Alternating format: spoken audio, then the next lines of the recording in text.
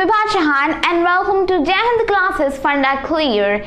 So on this video, I'll explain the theme 5 of class 11th history from the section 2nd, and the theme that we have got here is nomadic empires.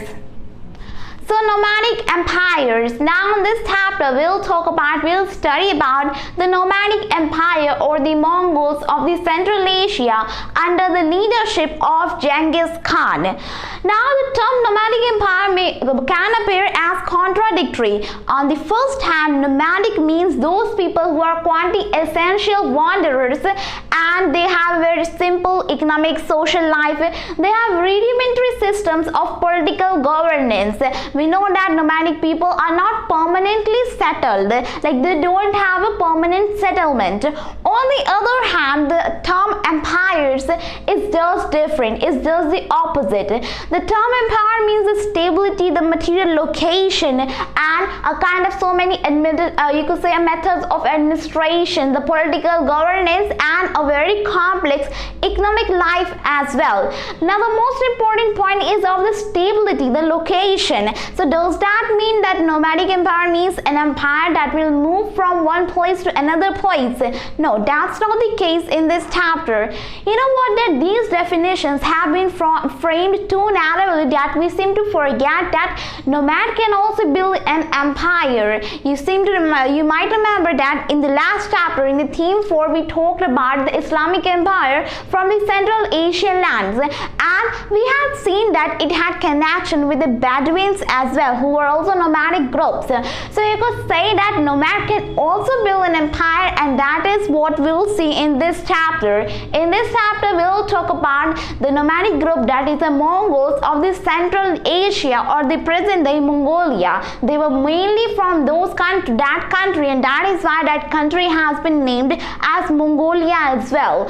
And you know what, that in the last chapter when we talked about the Islamic empire, the main basis of the emergence of the rising of that empire was the religion, and that is what is different from these two. What's the difference of these two empires? That was merely focused on the religion, but the nomadic empire was not for the emergence of a religion. It was for the concurrence of the many other things, but not the religion. So you could say that that's the main difference between these two groups.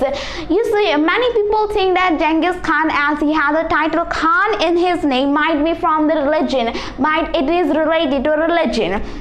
But that's not the case. You know what, that Genghis Khan, that Khan was a title very popular in the Central Asia, and it was just taken just as a title, you could say, not related from any of the religion.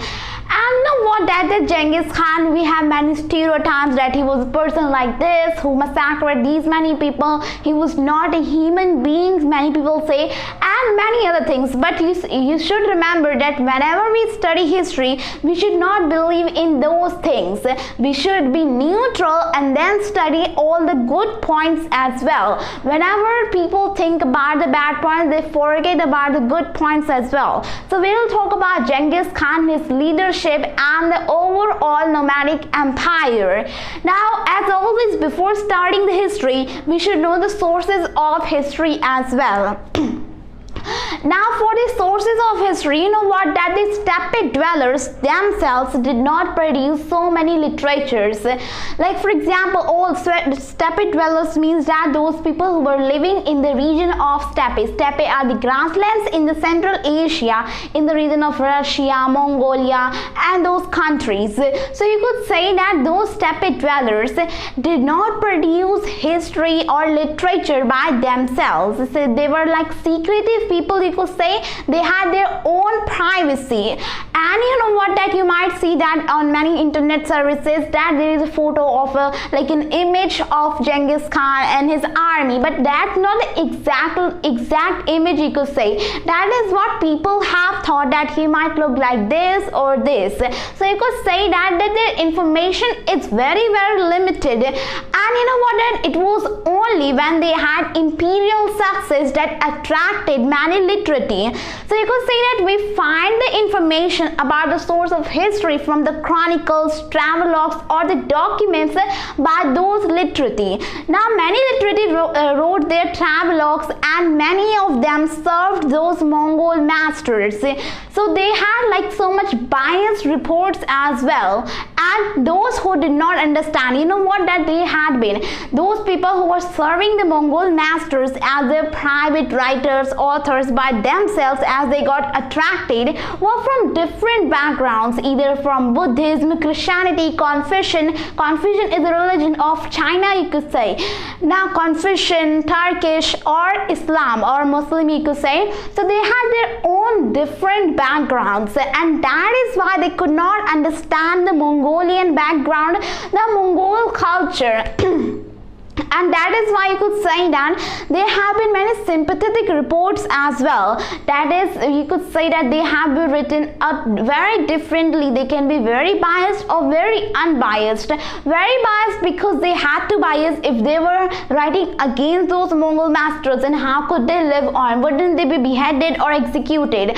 Or very sympathetic reports only it could be when they could not understand the culture of the Mongol Empire. So you could say that that is the source of history in the Orientalist period, you could say in the very early period. And the main source of history we can have is from the 18th and 19th century, when Tsarist regime was consolidating this region, Central Asia, as it got its control over that region. So when Tsarist regime was ruling over the Central Asia, it had to consolidate, and that is why many merchants, scholars, antiquarian scholars, soldiers from Russia went to the region of Central Asia to look for their history, and that's when many sources were found, many books were written as well. And after that, in 20th century, we have like Marxist historiography. Like you know that in 20th century, socialism had risen in the Russian region, and that is why we find Marxist historiography as well. Historiography means here that writing of history. Historia means history and graphy means writing. So the writing of history. Now in 20th century, through the Marxist historiography, what had been stated was that the Mongol Empire, the nomadic empire that we'll talk about in this chapter, was a diversion, was a conversion from tribal to feudal system, from a classless society where there were no divisions to a society where there were many differences, wide differences between a very rich lord or a person with so much land and a peasant. So it got converted into that kind of social life. So how were the things went on? You know what, that even when talking about the languages, as Mongolian Empire had ruled over such a large territory the world had ever seen, and that is why there is like so much difference of the languages as well. The original materials are in the languages such as Chinese, Mongolian, Persian, and Arabic, but the vital materials are also available in Italian, Latin, Russian, and French. So you could say that only the vital material are present in these European languages as well. And you could say that many travelers like Marco Polo got even also attracted to this region just for searching for the history. So you could say that many things went on, and a famous book, that is the Secret History of the Mongols, was also written. And the main thing in these were that the same words, you could say different versions of the same thing of the same book had different contents in different languages.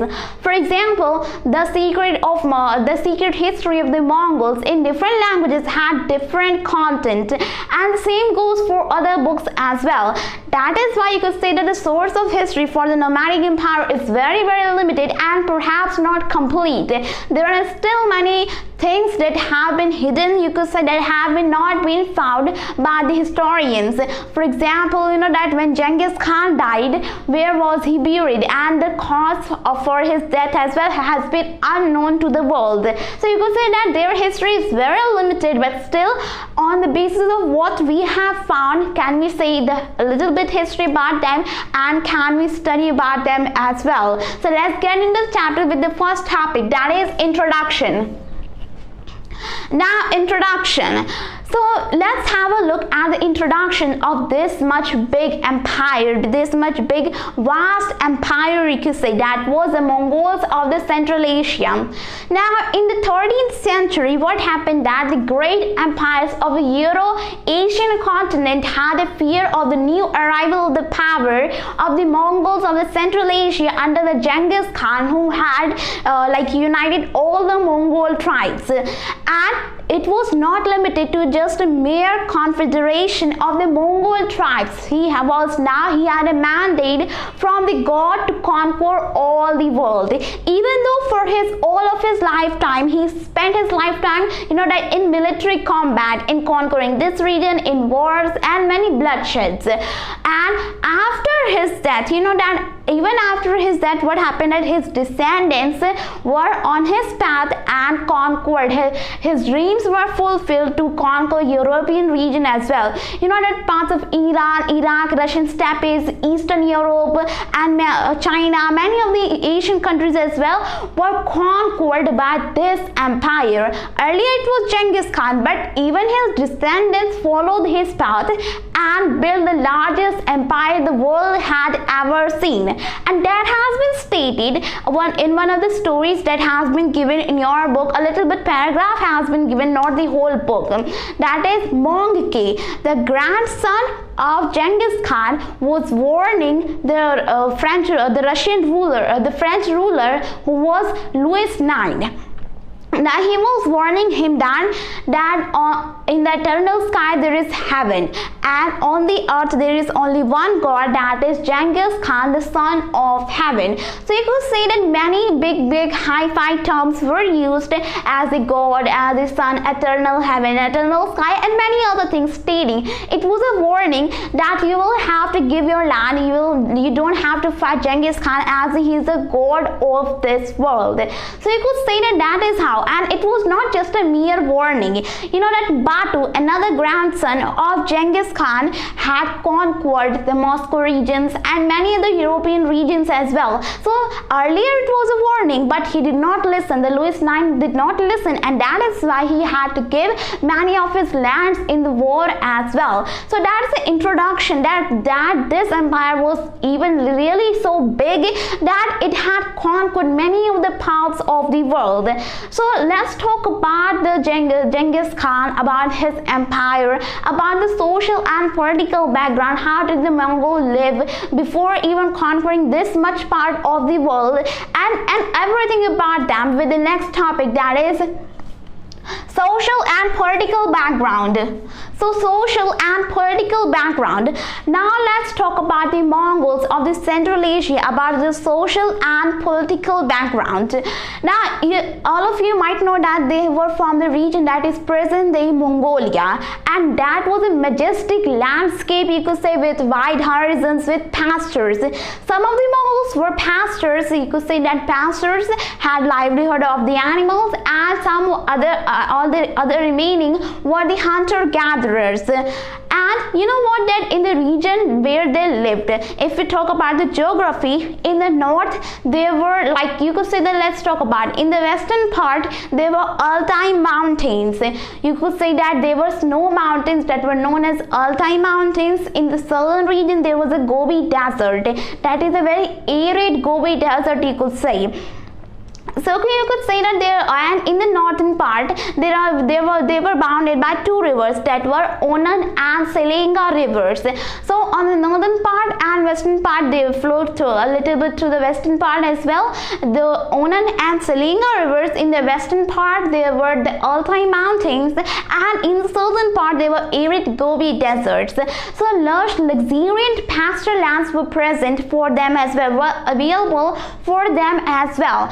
And you know what, that in the region where they lived, like they were very like you could say that they were very secretive, primitive. They had their own life, their own like kind of occupation where they lived. And even the Mongols were very different, like all the Mongolian tribes, communities were very different. They were bounded by the languages that were Titan, you could say Tatars, you could say that Tatars, Khitan and Manchus to the east, and Turkic tribes to the west. So they were bounded by languages as well, and that is why the you could say that unity of these groups were not that much, but under the leadership of Genghis Khan it got too much. That we'll discuss later in this chapter as well. So you could say that many of them were pastors. You could say that pastors had an earning on pasture lands, and many of them were hunter-gatherers. Those hunter-gatherers, you could say, lush luxuriant fields were available, and a small game was also available. Small game here means the hunting animals, the prey. Now you know what happened, that there were extreme temperatures where they lived. Like in the cold there will be extreme long harsh cold winters, you could say, and in the hot what happened, that brief summers would be there. So there were extreme temperatures, and that is why agriculture was possible in just short periods. Not every time agriculture was possible, and still the pastor, the hunter-gatherers, you could say Mongols did not take part in farming, and some of the Turkish tribes did take, but not the Mongolian tribes. So you could say they did not take farming, and that is why neither hunting-gathering nor pastures could sustain these economies could sustain the dense population, and as a result this region possessed no cities. So you could say that all those families still in this region, what happened, that they have patrilineal lineages, that is family was based after the sons. So you could say a person is there, his sons would take on, his descendants would take on as the chiefs and as a family. You could say from a single family many sons were born, because during that time was a system of patrogamy, that is many marriages were allowed, like they were nothing. So you could say that from a single parent, you could say from a single father, there were many sons, they were stepbrothers, stepsisters, and that is why patrilineal lineages were there, and those families that were rich were big as well, and that is why they possessed so much of the lands, and they had influence in the local politics. Many groups of small families were allied to them, and that is why they had a kind of influence in the local politics. Now what happened, that at the times when there was a drought, at the time of a natural calamity, when there was a drought or there were like floods, you could say, or extreme temperatures, that the stored provisions ran out or the games were not available, many families were doing the predatory raids as well, in search of pasture lands, in search of animals, in search of food grains as well. And what happened, that you could say that whenever such a situation was made, many small families were grouped together. Occasionally they formed an ally, occasionally, not always, for defensive and offensive reasons, you could say, and often they had an ally, like you could say, bound with those big or rich families as well, so that they could be helped in such situations. So that is how the social arena or background of the Mongols were there. Now if you look at the map of Mongolia, you will see that it is just in the north of China. So in the southern part of Mongolia, China lies, and you know that the economy of China was mainly focused on agriculture. So much of the agriculture was there in China, and that is why trade was also continued between China and Mongolian region, the Mongol of the Central Asia. Now iron utensils and the agriculture produced from China were exchanged for the horses, furs, or the animals that were trapped in the months of summer. You know that the pastures provided preferred animals such as horses, and at a lesser extent camel, goat, sheep as well, and they preferred horses or cattle. So you could say that those were exchanged in exchange of iron utensils or the agriculture produced. And now, when talking about the confederation of Genghis Khan, how he united, we'll talk about in the next section. But you know what, that has been compared to Attila.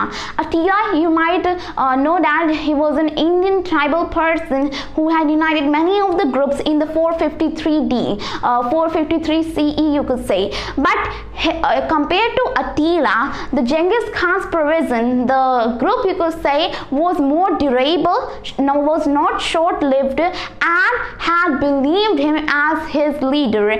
You could say all those people had believed Genghis Khan as their leader, and that is why it was durable, followed the path of the leader. That was not the case that much in Attila's group. Now, after that, when talking about China, the agrarian economy, what happened that China had been the worst of the Mongol, you could say, nomadic intrusion the whole time. The whole time, China was the worst victim of the nomad intrusion, you could say. Now what happened that in case of exchange, in case of trades, many a time those tribal people, those nomads, those, you could say, Mongol people, what they did was that whenever they got into power by making ally, they would force the Chinese people to you could say, during that time there were barter going on. Barter, that in exchange of a good, there will be exchange going on for two goods. You could say a good for a good, not for money, you could say, because during that time money was also not that much preferred in the nomadic empire. Now what happened that you could say that many a time those nomad people, the Mongols, forced the Chinese to offer a better price, to offer a good thing and those things. And when Chinese got into power, those also retaliated, and those nomad people had to went down with marginal losses.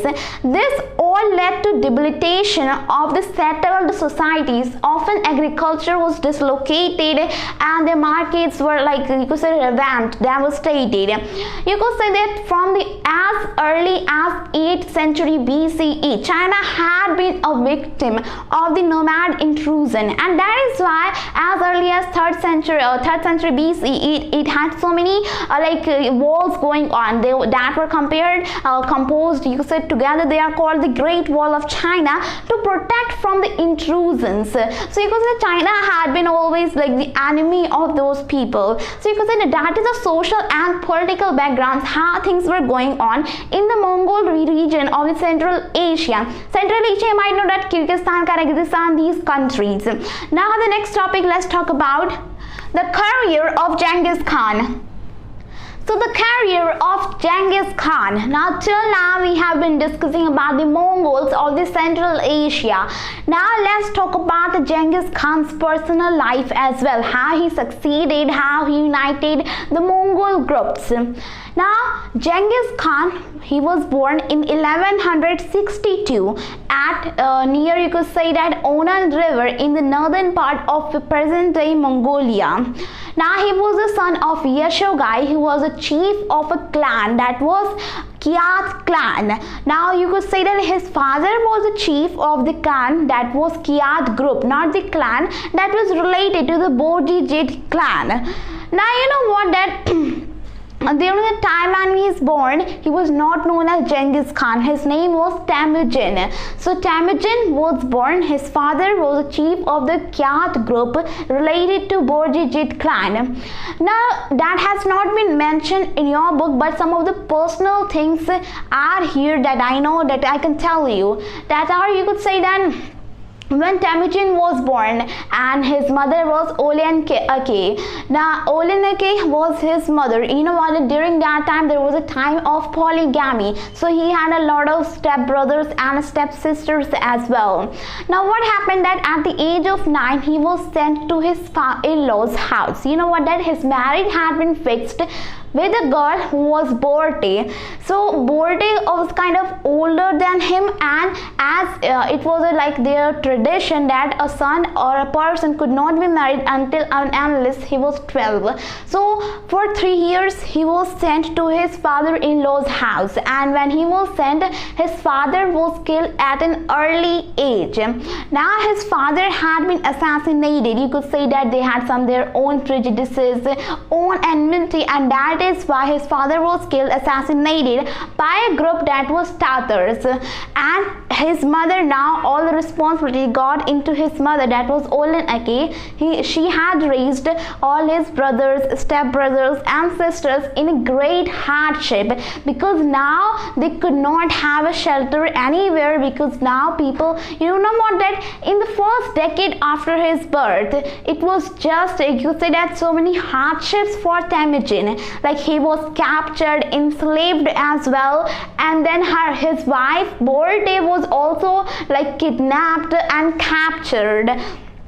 So in the first decade, you could say that after the death of his father, it was of great hardship, and that's when his mother told him that you have only two options. First is that be like this, be slaved and just live like this, or second is that raise to your power. You could say that first was that you will have to be slaves, otherwise go to a big clan, or you rise to the power. And that is why in the early years what he did was that he made some allies, he made some friends. The first and the very first ally was the young 𝓥𝓲𝓫, who remained his friend for the whole lifetime, and after that he maintained his relation with Jamukha, his blood brother. A blood brother here means that he was his stepbrother, not the real blood brother, you could say.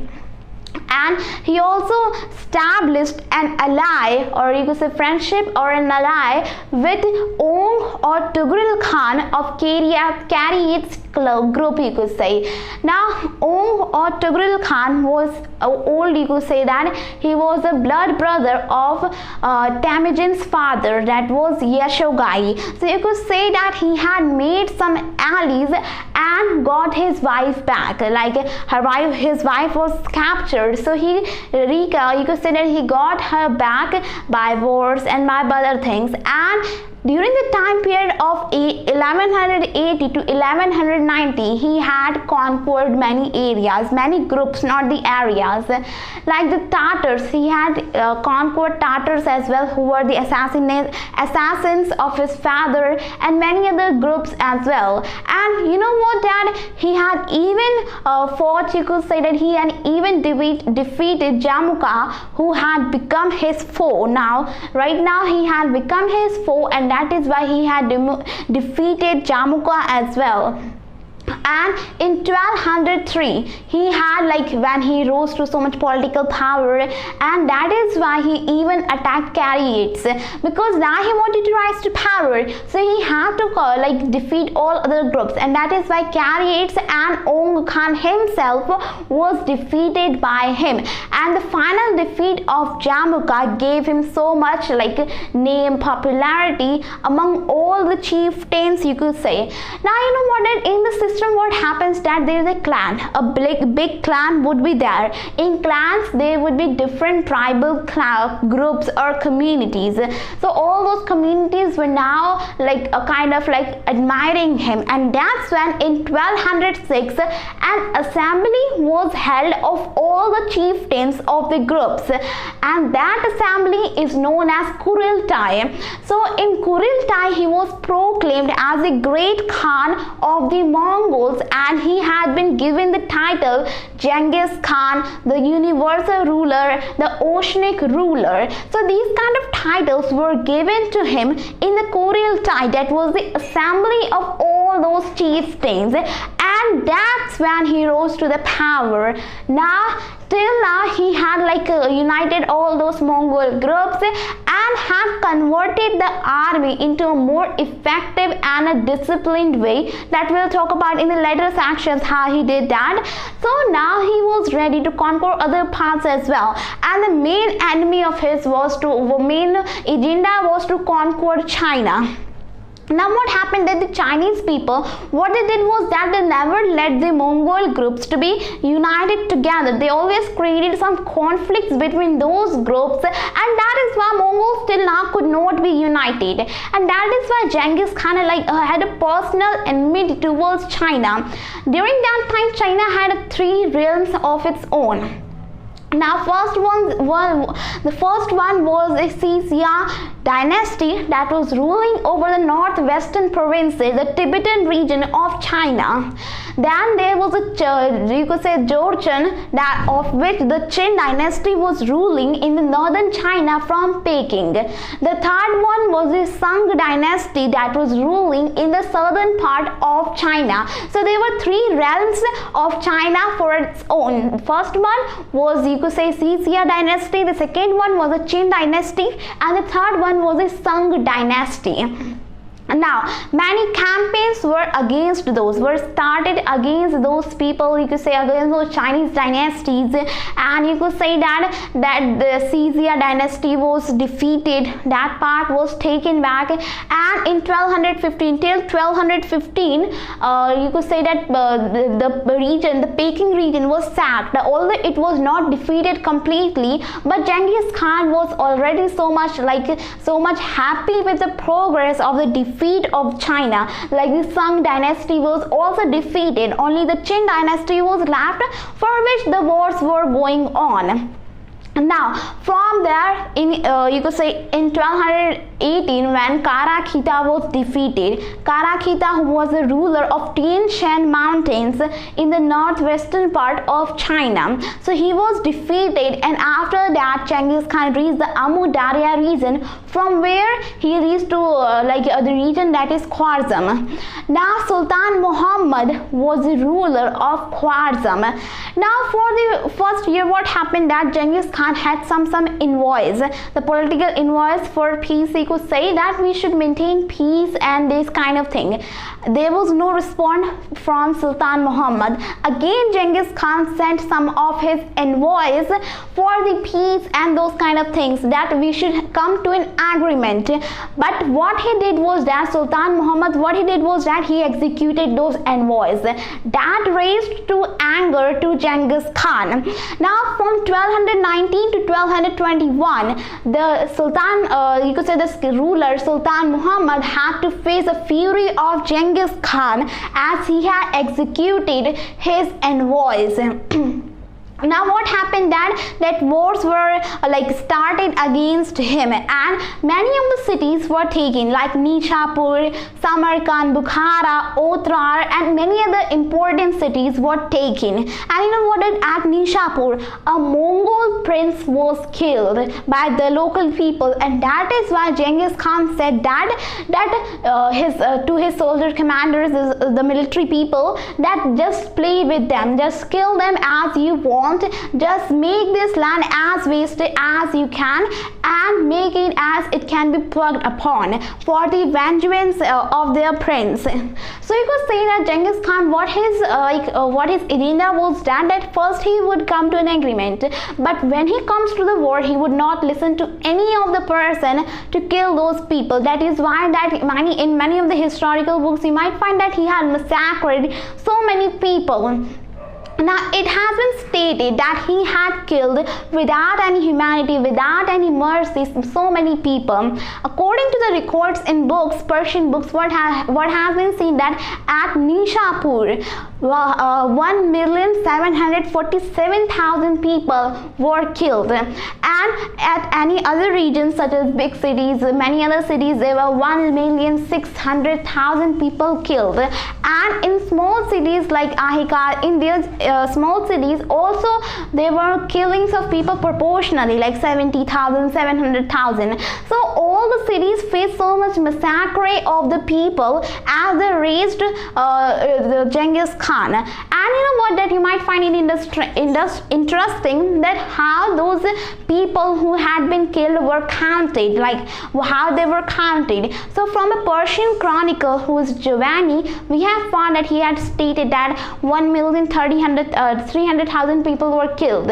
He stated that they had to count the dead bodies, and in one day they would count 100,000. So it took them 13 days to count the dead bodies, and in big cities it could be 1 month or 2 months time could also be taken. The thing about that is counting the dead bodies, that was such a big task.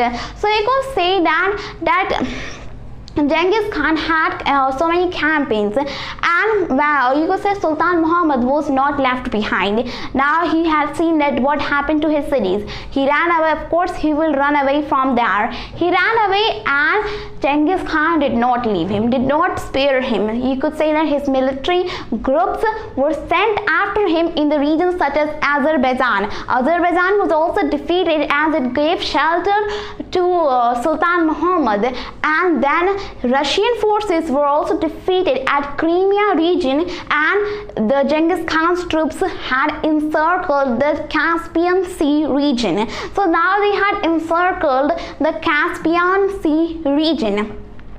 And another group of troops was sent behind after the son, you could say after the son of Sultan Muhammad, whose name was 𝓒𝓲𝓫𝓱𝓪. So he was also not spared. The army was sent after him as well. Now from there, Genghis Khan reached to the bank, to the Sindh province, to the bank of the Indus River in Pakistan. Now from there he was thinking to conquer the North Indian part and then Assam, and then he would go to his Mongolian country. But what happened that his shaman soothsayer said that you won't find any kind of, like, the climate of India was just different. You won't survive. There are many illness as well, diseases in that country as well. And what's more, that Genghis Khan had seen that India had not given. During that time, Iltutmish was ruling over the Delhi Sultanate. So he had seen that India had not given shelter to Sultan Muhammad. So why should he give, why should he kill those people, and why should he make enmity with those people? He should be living in peace. And what's more was that the Delhi Sultanate was also already in very chaos. So he did not conquer the parts of India. He did not come to India. He just returned to Mongolia from another route. So you could say that was not like Genghis Khan always massacred people. It was only when he found it necessary to kill, and whenever he went to kill, he could not control himself. So you could say that either this side or that side, that was his simple propaganda. Now, when talking about Genghis Khan, that was a career, he had conquered many of the parts of the world, still not Europe. He had still not gone to the European region, and he died in 1227. Now, the reasons for his death had been unknown. In many books, you will find different reasons. In some books, you will find that he had a chronic disease. In other, you find that he was killing people, massacring people, and suddenly a person came and killed him, and then he killed himself as well. So in many of the books, you will find different reasons for his death. But what's more is that even his burial grounds have been unknown, because even in the starting, it said that the steppe dwellers themselves did never produce any literature, and that is why even the burial ground of Genghis Khan has been unknown. You could say that in Mongolia, people, the government also admires and give respect to Genghis Khan, as he had united Mongolian people, and that is why they have become a country as well, and that is why his burial grounds have been exact position has been unknown. So that is how Genghis Khan's life was formed. Now another thing is that how did Genghis Khan conquer these many parts? First of all, it was his ability that he had united all the steppe people. Then his innovation was also there, and after that, what's more was that the Mongol and Turkish people were very well in cavalry and in archery. That was double maneuvers, and that is why they were also good in horse riding, because often they had to hunt. They were hunter-gatherers. So as they had been hunter-gatherers, so of course their archery, their cavalry, their horse riding must be good if they want to become an hunter. That is what that gave them profit gains in the wars as well. And what's more was that as they were the nomad people, they were the nomadic groups, as I told you earlier, that is why they had a very good knowledge of the terrains as well, as they were also living in extreme temperatures. So they had a very good knowledge of the terrains as well from an earlier history, and that is why they used that knowledge in the wars now. And you could say, as they were living in extreme temperatures, so they had been equipped how to deal with natural calamities, how to deal with natural phenomena. And what's more was that in wars, what happened that they counterattacked in winters. Like when the rivers were frozen, they used it as a highway and went from that river. So you could say those soldiers were also very loyal to Genghis Khan, that they could even stake their lives for him. Now what happened that in the earlier phase, they were facing a great loss.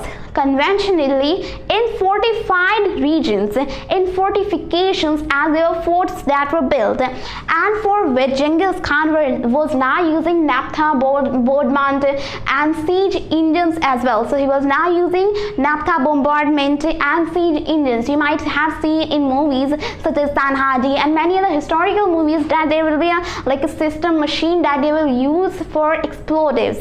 So he was also using explosives and many other things, and his engineers, those like engineers not like today's, but yeah, for that days engineers were building light portable equipments for him that could be used in wars against the enemies.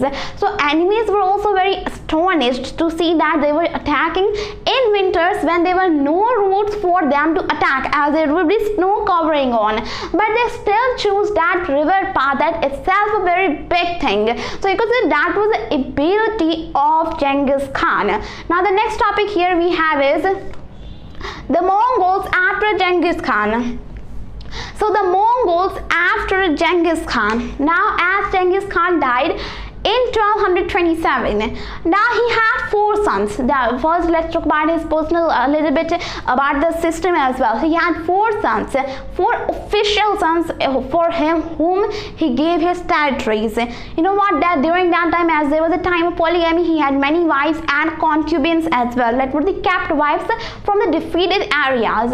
So he had numerous number of sons and daughters, but still there were 4 official sons that were Jochi, 𝓥𝓲𝓫, 𝓥𝓲𝓫 and 𝓒𝓱𝓪. Now 𝓥𝓲𝓫 was like you could say that 𝓥𝓲𝓫 was declared as the main ruler, that we'll talk about later.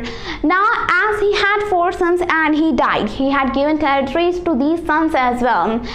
Now you could say that, but you could say after the death of Genghis Khan, we can divide 2 spans of the Mongol period. That were, first was the from 1236 to 1242, when Russian steppes, parts of like you could say that Russian steppes, Poland, Hungary, Kiev, these regions were conquered. And after that, from 1255 to 1300, in this period, Iran, Iraq, China completely, in 1279, China was completely conquered, each and every part, and Syria were conquered in this period. Now by 1206, in the following decade after 1206, a few controversies, few reversals were seen. But after the death of Genghis Khan, after 1250s, even though he died in 1227, there had been more and more controversies, reversals. What happened that internal politics, what happened that they were now losing control a little bit in western part of Europe, at Vienna region, and what's more, they lost to the forces, to the troops of Egyptian countries. Like they lost to the Egyptian forces. Who lost? The Mongol Empire, like his sons, his grandsons, those people. Now there were 2 reasons behind that. First was the internal politics. What happened that Jochi and 𝓥𝓲𝓫, these descendants, the sons of you could say Genghis Khan, had been in alliation. You could say that they had been in alliance and were now ruling. You know what, that in earlier times they always wanted power, so they even formed an ally for it. So they formed ally, and like they were like using force to reach the areas. They were not listening to other people. The second reason was that Toluyid branch was ignoring any other person, all other descendants. They were you could say Toluyid branch means that Toloi, the last son, and his sons, his family, his branch was just ignoring the 𝓥𝓲𝓫 and Jochi branch. And what's more, that when Tuilid branch got its control, what they did was that in earlier period they were ruling, they were conquering were in campaigns in Iran region. Then suddenly they got the Tuilid, you could say, and his son Mongke and Kublai Khan, many other sons. You could say that Mongke had now gained an interest in China, and that is why with all of his full power he just started a campaign against China. And that is why what happened, that when the war had to be against Egyptian forces, they were understaffed people because all those had been sent to Chinese campaigns. So because of internal politics, the Mongols had to face some problems as well, and that is why after a decade they lost control over the western part of Europe. So you can say that is how the things went on after after the death of Genghis Khan. Now let's talk about it more and more with the next topic, that is social, political and military organization. So social, political and military organization. Now let's talk about how Genghis Khan had united. He had united those groups about the military system, the social, political organization after the establishment of the Mongol Empire. Now you could say that when Genghis Khan, before the time period of Genghis Khan, what happened that the military, that during that time was a time of conscripted army as well. Not conscripted, it was not forceful army, but all those adults and able-bodied adults had to bear arms, you could say. And at the time of war of their tribal communities, they always stood in front for protecting their communities. Earlier what happened, that every person saw his identity connecting to the tribe where he was born, connecting to the group where he was born. And the main agenda of Genghis Khan had been to unite them together to see their identity not just as a mere group of tribal community, but their leader as one and only Genghis Khan. Now what happened that earlier those people constituted the army who bore arms and for protecting their tribal communities, and that was also like this, that was in steppe.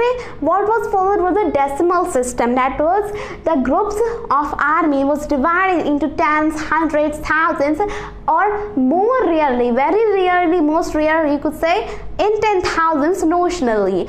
Now those groups were from a particular tribal group or community. If there was a group of soldiers of 10 or 100, it was just from a particular tribal community, not from all over parts, different communities. And that's what Genghis Khan changed. Now he made groups where soldiers were from different groups, different tribal nomadic Mongol groups you could say, so that they would be together. They should see their identity as their leader, you could say that their leader as one and only Genghis Khan, and that was a major event of Genghis Khan. You know what, that now people came together, and whoever, if you say that if there is a group and A is a person who wants to go to another group of soldiers because there are more members from his group, and if he went he will be punished. So punishment was given to those people who were changed their group of soldiers allotted to them under the reign of Genghis Khan. And that is why you could say by the time of 13th century, in the early 13th century, what happened that those people, all confederation of the Mongol tribes was formed. As I told you that Mongols were a diverse, you could say Mongols are a group of diverse body people. So you could say the Mongols were a body of diverse group people, but now they came together under Genghis Khan as they now saw their identity just as one. You could say that not just their identity as their leader of their groups, tribal communities, particular groups, not their identity was that. Their identity was that they were working under Genghis Khan, and that was the main point here. Now, what happened that as Genghis Khan had his 4 sons, and those 4 sons I have already talked about: Jochi, 𝓥𝓲𝓫, 𝓥𝓲𝓫 and 𝓒𝓱𝓪. Now lands were conferred, like you could say now lands were given to them, different parts were given to them that were called ulus. Now ulus literally means not fixed territory. That means that Genghis Khan had a dream that his sons would rule collectively, but they would have the freedom that they could like gain, conquer, run their campaigns in whichever part they want. They could do so in the part that had been given. So the territory was not fixed. They could anytime start the campaigns, conquer new areas, and those military campaigns. So first son, the eldest son Jochi, was given the land that was the Russian steppes. Now Russian steppes, the boundary was not fixed. He could have the land as much as he wanted in that region, as much as his horse could roam. The second son 𝓥𝓲𝓫 got the lands that were the Taimur mountains. Now Taimur mountains and Transoxianian steppes. Transoxiania region is a region beyond the Oxus river. So Transoxianian steppes and the Taimur mountains were given, that were adjacent to his elder brother's land as well. The third son 𝓥𝓲𝓫 was conquered, like you could say that succeeded Genghis Khan. Genghis Khan had already declared him as a successor of the great Khan. So 𝓥𝓲𝓫 would become the great Khan. The title, you could say that the position of the great Khan would be given to him. And he established his capital at Karakoram. His herd, like the Mongols' herd, was now established at Karakoram. The fourth son 𝓒𝓱𝓪 had gotten the ancestral lands of the Mongols, because earlier Mongols were also ruling over some land. So those ancestral lands, spring lands, were given to 𝓒𝓱𝓪.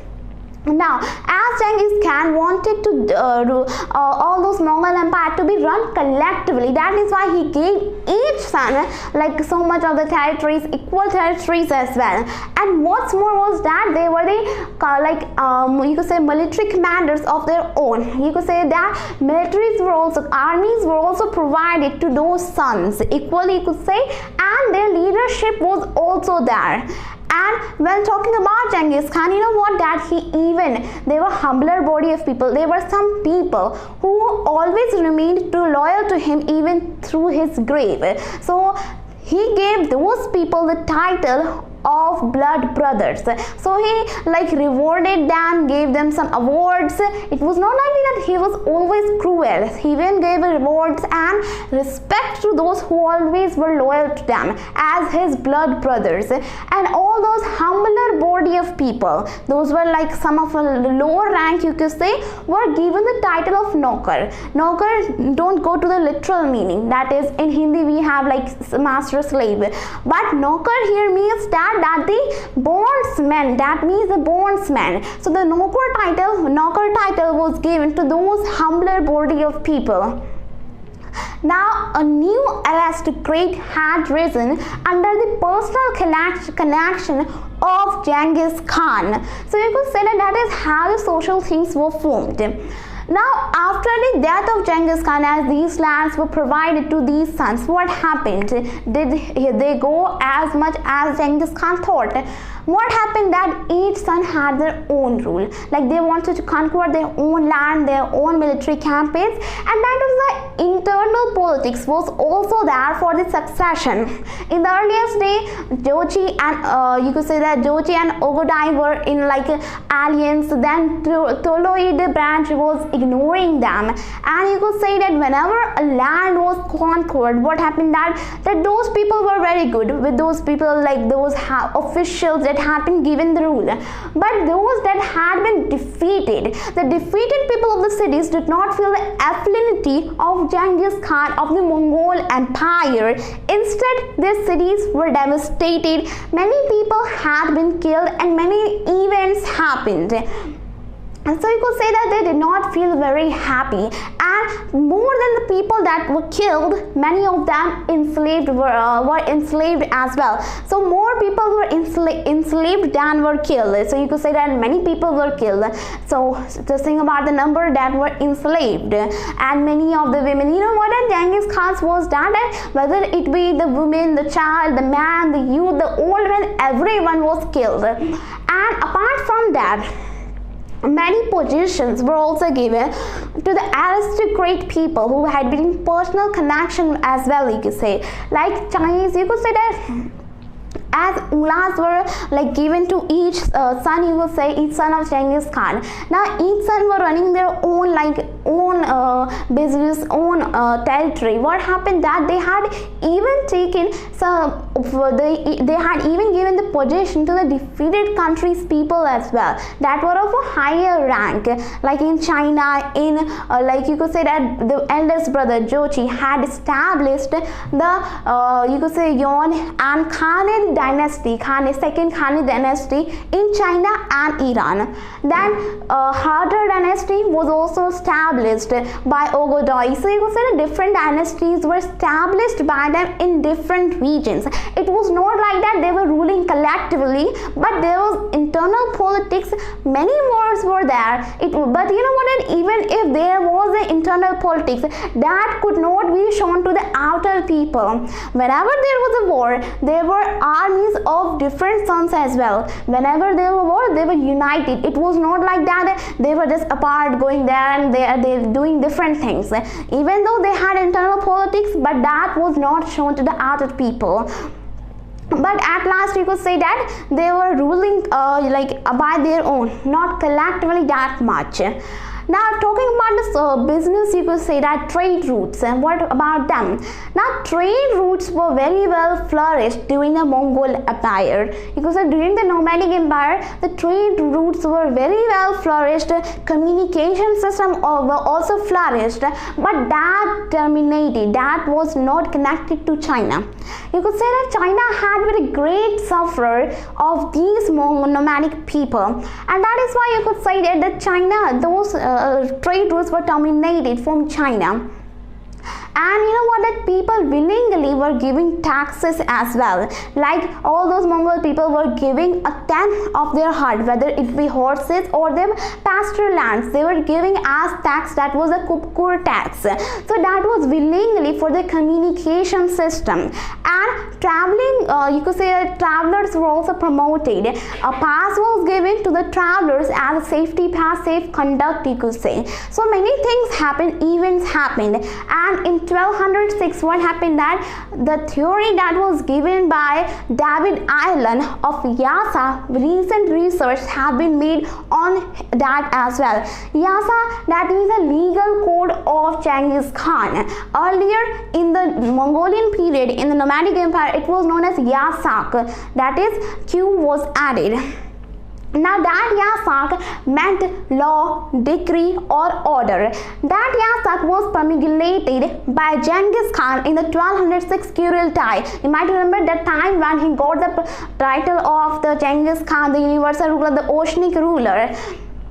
So there he promulgated Yasak, that was a law, decree or order. That is what he wanted, that all those decisions such as the distribution of the plunder, as plunder was so much during that time, pastoral lands, campaigns, decisions, major decisions would be made in the 𝓒𝓲𝓫, and many other laws were also formed. So that was a Yasak, and later on it became a general term that this thing is from the rule of Genghis Khan, this is the law of Genghis Khan, you would have to follow, and that was known as now legal code of Genghis Khan, or what we call Yasa. You could say that diminishing Q.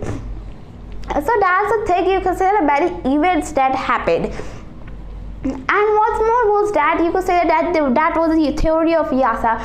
But now everything changed. The dream that Genghis Khan had seen had been fulfilled. Like the largest empire was built that the world had ever seen. and many of the territories were conquered. But now Western Europe had been lost by the, you could say, successors, as descendants of Jochi built their own dynasty, descendant of Ptolemies built their own dynasty, descendant of 𝓥𝓲𝓫 and descendant of 𝓒𝓱𝓪𝓾 as well. So different descendants came up. But one thing that continued was that earlier in the phases, what happened, it defeated country, cities were devastated, peasantry lands were converted into pasture lands, the fields were converted into the pasture lands. But that was also, it was not that all the people were bad. You know that 𝓥𝓲𝓫 Khan, a descendant from the Tolid branch, Toloi, the youngest son of Genghis Khan, was against it. When you could say 𝓥𝓲𝓫 Khan, and we have Kubilai Khan, the son of Toloi, you could say that the brother of 𝓥𝓲𝓫 Khan, they were standing for peasants. They said that those lands had to be maintained for ecological system as well.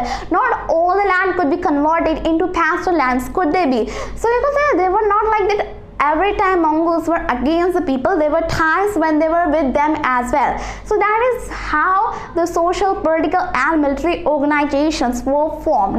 Now China, Transyoksana, the, you could say, Iran, Iraq, Russian steppes had been, like, all over the world, many of the regions had been in the control of the Mongol Empire, the Nomadic Empire, or the Mongols of the Central Asia.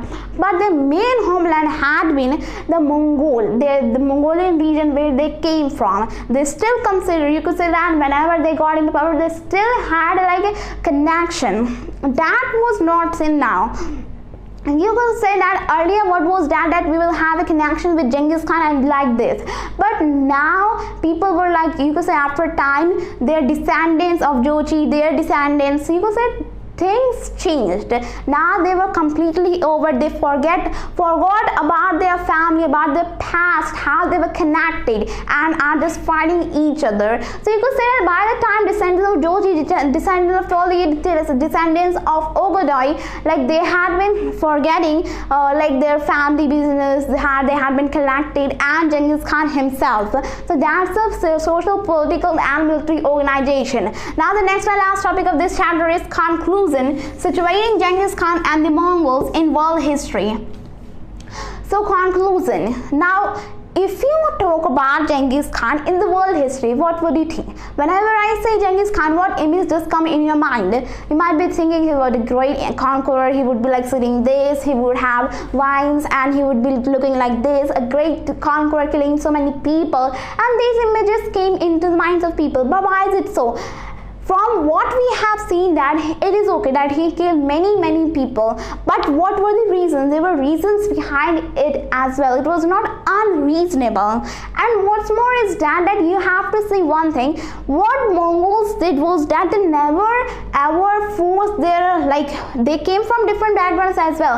After the time, you could say descendants of the sons of Genghis Khan, descendants of Tolid branch, descendants of Jochi, begin to convert themselves into different religions. You could say in Buddhist, in Confucian, in Christian, and to Islam as well. But they never forced those religions in the public, not on those people. They were their private affairs, and that is not the case in the Islamic Empire. That empire conquered many regions just to convert people into the Muslims, you could say into the Islamic religion. But that was not the case. Even though they had different faith, they still people were not forced to change their religion.